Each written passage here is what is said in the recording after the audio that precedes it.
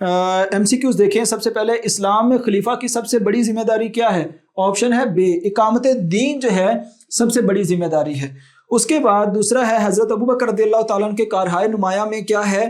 منکرین زکوٰۃ کی سرکوبی. تو یہ آپشن ہے دال. خلفائے راشدین نے احتساب کے لیے سب سے پہلے پیش کیا کس کو؟ اپنی ذات کو پیش کیا. تو آپشن ہے دال. خلفائے راشدین رضی اللہ تعالیٰ عنہ نے عوام کی فلاح بہبود کے لیے کیا کیا؟ مسافر خانے تعمیر کروائے. تو آپشن ہے الف. بطور خلیفہ حضرت عمر رضی اللہ تعالیٰ عنہ کا مقدمہ کس عدالت میں پیش ہوا؟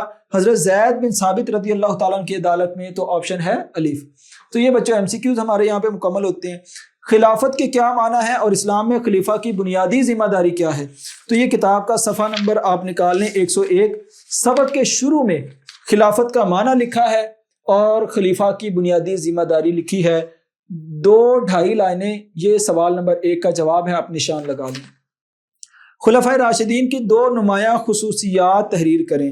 تو بچوں یہ کہہ لیں کہ خلفائے راشدین کی 2 نمایاں خصوصیات یہاں سے آپ کو مل سکتی ہیں. یہاں پہ حضرت ابوبکر رضی اللہ تعالیٰ عنہ کی خصوصیات ہیں, حضرت عمر رضی اللہ تعالیٰ عنہ کی, حضرت عثمان رضی اللہ تعالیٰ عنہ کی. ہر ایک کی انہوں نے دین کو قائم کیا, انہوں نے رفاع عامہ کا کام کیا. یہ ساری چیزیں آپ یہاں پہ تحریر کر سکتے ہیں. عصر حاضر میں خلفائے راشدین کے نظام احتساب سے کیسے استفادہ کیا جا سکتا ہے؟ تو بچوں یہ آپ کے سامنے احتساب والا پوائنٹ ہے کہ انہوں نے سب سے پہلے گورنروں کا, حکام کا احتساب کیا ہے.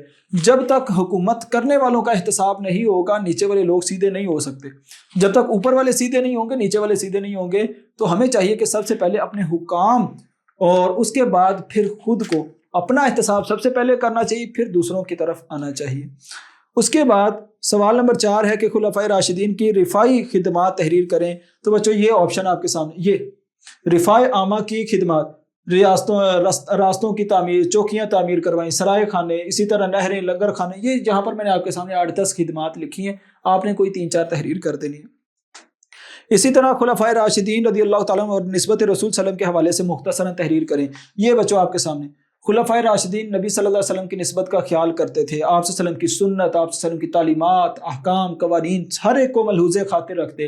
حضرت عمر رضی اللہ تعالیٰ عنہ انہوں نے بیت المال میں سے اہل بیت کا وظیفہ پہلے مقرر کیا ہے, بعد میں اپنے خاندان کے لیے انہوں نے وظیفہ مقرر کیا ہے. تو یہ نسبت کا خیال ہے. تو یہ سوال نمبر 5 کا جواب ہے. اس کے بعد تفصیلی سوال ہے خلفائے راشدین رضی اللہ تعالیٰ عنہ کے امتیازی کارناموں پر تفصیلی مضمون لکھیں.